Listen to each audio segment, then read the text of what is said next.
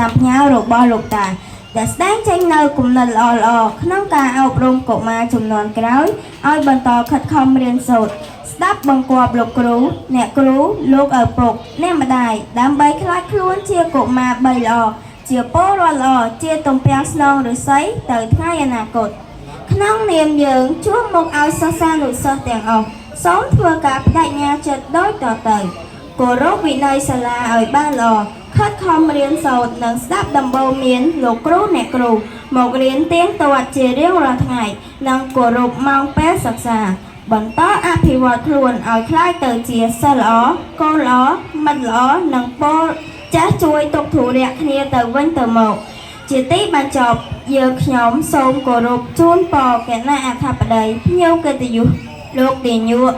លោកគ្រូអ្នកគ្រូនិងសិស្សានុសិស្សទាំងអស់ឲ្យជួបប្រទះតែសេចក្តីសុខគ្រប់គ្នាជារៀងរហូតសូមអរគុណ